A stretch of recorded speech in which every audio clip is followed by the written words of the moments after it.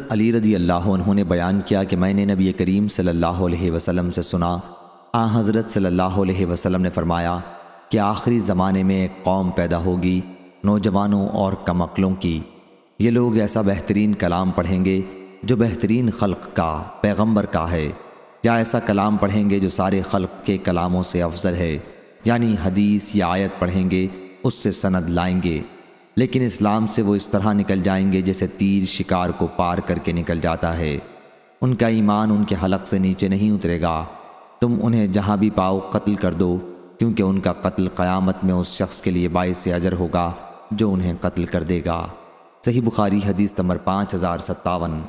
یحییٰ قطان نے بیان کیا، ان سے قتادہ نے، ان سے حضرت انس بن مالک رضی اللہ عنہ نے، اور ان سے حضرت ابو موسیٰ اشعری رضی اللہ عنہ نے کہ نبی کریم صلی اللہ علیہ وسلم نے فرمایا، اس مومن کی مثال جو قرآن مجید پڑھتا ہے اور اس پر عمل بھی کرتا ہے، میٹھے لیموں کی سی ہے جس کا مزہ بہت لذت دار اور خوشبو بھی اچھی، اور وہ مومن جو قرآن پڑھتا تو نہیں لیکن اس پر عمل کرتا ہے، اس کی مثال کھجور کی ہے جس کا مزہ تو عمدہ ہے لیکن خوشبو کے بغیر، اور اس منافق کی مثال جو قرآن پڑھتا ہے ریحان کی سی ہے جس کی خوشبو تو اچھی ہوتی ہے لیکن مزہ کڑوا ہوتا ہے، اور اس منافق کی مثال جو قرآن بھی نہیں پڑھتا اندرائن کے پھل کی سی ہے جس کا مزہ بھی کڑوا ہوتا ہے۔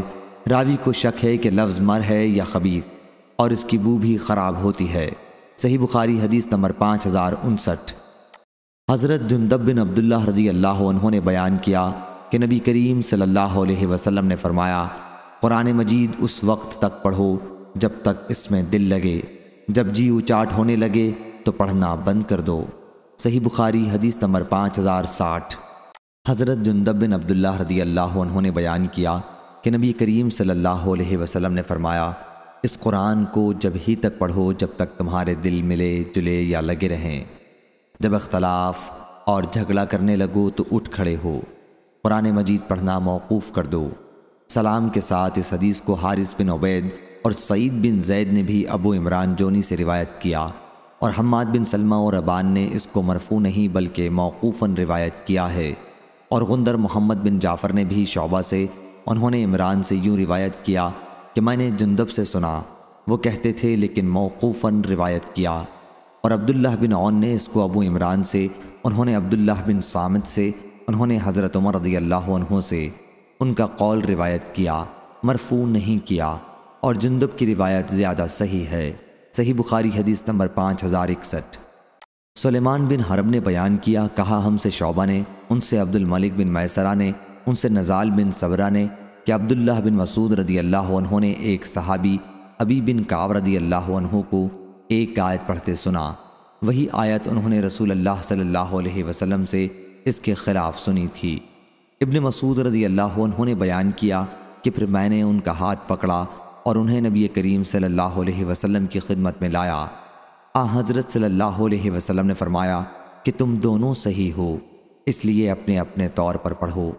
شعبہ کہتے ہیں کہ میرا غالب گمان یہ ہے کہ حضرت صلی اللہ علیہ وسلم نے یہ بھی فرمایا، اختلاف و نزاع نہ کیا کرو، کیونکہ تم سے پہلے کی امتوں نے اختلاف کیا اور اسی وجہ سے اللہ نے انہیں ہلاک کر دیا۔ صحیح بخاری حدیث نمبر 5062۔ عقیل نے خبر دی، انہوں نے حضرت انس بن مالک رضی اللہ عنہ سے سنا، انہوں نے بیان کیا کہ تین حضرات علی بن ابی طالب، عبداللہ بن عمرو بن العاص اور عثمان بن مظعون رضی اللہ عنہم نبی کریم صلی اللہ علیہ وسلم کی ازواج مطہرات کے گھروں کی طرف آپ کی عبادت کے متعلق پوچھنے آئے۔ جب انہیں حضور اکرم صلی اللہ علیہ وسلم کا عمل بتایا گیا تو جیسے انہوں نے اسے کم سمجھا اور کہا کہ ہمارا حضرت صلی اللہ علیہ وسلم سے کیا مقابلہ، آپ کی تو تمام اگلی پچھلی لغزشیں معاف کر دی گئی ہیں۔ ان میں سے ایک نے کہا کہ آج سے میں ہمیشہ رات بھر نماز پڑھا کروں گا، دوسرے نے کہا کہ میں ہمیشہ روزے سے رہوں گا اور کبھی ناغہ نہیں ہونے دوں گا، تیسرے نے کہا میں عورتوں سے جدائی اختیار کر لوں گا اور کبھی بھی نکاح نہیں کروں گا۔ پھر حضرت صلی اللہ علیہ وسلم تشریف لائے اور ان سے پوچھا، کیا تم نے ہی یہ باتیں کہی ہیں؟ سن لو، اللہ کی قسم، اللہ رب العالمین سے میں تم سب سے زیادہ ڈرنے والا ہوں، میں تم سب سے زیادہ پرہیزگار ہوں، لیکن میں اگر روزے رکھتا ہوں تو افطار بھی کرتا رہتا ہوں، نماز بھی پڑھتا ہوں، رات میں اور سوتا بھی ہوں، اور میں عورتوں سے نکاح کرتا ہوں۔ میرے طریقے سے جس نے بے رغبتی کی وہ مجھ میں سے نہیں ہے۔ صحیح بخاری حدیث نمبر 5063۔ عروہ بن زبیر نے خبر دی اور انہوں نے عائشہ رضی اللہ عنہا سے اللہ تعالیٰ کے اس ارشاد وَإِنْ خِفْتُمْ أَلَّا تَقْسِطُوا فِي الْيَتَامَىٰ فَانكِحُوا مَا طَابَ لَكُم مِّنَ النِّسَاءِ کے متعلق پوچھا، اور اگر تمہیں اندیشہ ہو کہ تم یتیموں سے انصاف نہ کر سکو گے تو جو عورتیں تمہیں پسند ہوں ان سے نکاح کر لو، 2 سے، خواہ 3 سے، خواہ 4 سے۔ لیکن اگر تمہیں اندیشہ ہو کہ تم انصاف نہیں کر سکو گے تو پھر ایک ہی پر بس کرو، یا جو لونڈی تمہارے ملک میں ہو اسی صورت میں قوی امید ہے کہ تم ظلم و زیادتی نہ کر سکو گے۔ عائشہ رضی اللہ عنہا نے کہا، بھانجے، آیت میں ایسی یتیم مالدار لڑکی کا ذکر ہے جو اپنے ولی کی پرورش میں ہو، وہ لڑکی کے مال اور اس کے حسن کی وجہ سے اس کی طرف مائل ہو اور اس سے معمولی مہر پر شادی کرنا چاہتا ہو، تو ایسے شخص کو اس آیت میں ایسی لڑکی سے نکاح کرنے سے منع کیا گیا ہے۔ ہاں، اگر اس کے ساتھ انصاف کر سکتا ہو اور پورا مہر ادا کرنے کا ارادہ رکھتا ہو تو اجازت ہے، ورنہ ایسے لوگوں سے کہا گیا ہے کہ اپنی پرورش میں یتیم لڑکیوں کے سوا اور دوسری لڑکیوں سے شادی کر لیں۔ صحیح بخاری حدیث نمبر 5064۔ علقمہ بن قیس نے بیان کیا کہ میں حضرت عبداللہ بن مسعود رضی اللہ عنہ کے ساتھ تھا، ان سے حضرت عثمان رضی اللہ عنہ نے منا میں ملاقات کی اور کہا، اے ابو عبد الرحمن، مجھے آپ سے ایک کام ہے۔ پھر وہ دونوں تنہائی میں چلے گئے۔ حضرت عثمان رضی اللہ عنہ نے ان سے کہا، اے ابو عبد الرحمن، کیا آپ منظور کریں گے کہ ہم آپ کا نکاح کسی کنواری لڑکی سے کر دیں جو آپ کے گزرے ہوئے ایام یاد دلا دے؟ کیونکہ حضرت عبداللہ رضی اللہ عنہ اس کی ضرورت محسوس نہیں کرتے تھے، اس لیے انہوں نے مجھے اشارہ کیا اور کہا، علقمہ، میں جب ان کی خدمت میں پہنچا تو وہ کہہ رہے تھے کہ اگر آپ کا یہ مشورہ ہے تو رسول کریم صلی اللہ علیہ وسلم نے ہم سے فرمایا تھا، اے نوجوانوں، تم میں جو بھی شادی کی طاقت رکھتا ہو اسے نکاح کر لینا چاہیے، اور جو طاقت نہ رکھتا ہو اسے روزہ رکھنا چاہیے، کیونکہ یہ خواہش نفسانی کو توڑ دے گا۔ صحیح بخاری حدیث نمبر 5065۔ الرحمن بن یزید نے بیان کیا، کہا کہ میں علقمہ اور اسود کے ساتھ حضرت عبداللہ بن مسعود رضی اللہ عنہ کی خدمت میں حاضر ہوا۔ انہوں نے ہم سے کہا کہ ہم نبی کریم صلی اللہ علیہ وسلم کے زمانے میں نوجوان تھے اور ہمیں کوئی چیز میسر نہیں تھی۔ حضور اکرم صلی اللہ علیہ وسلم نے ہم سے فرمایا، نوجوانوں کی جماعت، تم میں جسے بھی نکاح کرنے کے لیے مالی طاقت ہو اسے نکاح کر لینا چاہیے، کیونکہ یہ نظر کو نیچی رکھنے والا اور شرمگاہ کی حفاظت کرنے والا عمل ہے، اور جو کوئی نکاح کی بوجہ غربت طاقت نہ رکھتا ہو اسے چاہیے کہ روزہ رکھے، کیونکہ روزہ اس کی خواہشات نفسانی کو توڑ دے گا۔ صحیح بخاری حدیث نمبر 5066۔ عطا بن ابی رباح نے خبر دی، کہا کہ ہم حضرت ابن عباس رضی اللہ عنہ کے ساتھ ام المومنین حضرت میمونہ رضی اللہ عنہا کے جنازے میں شریک تھے۔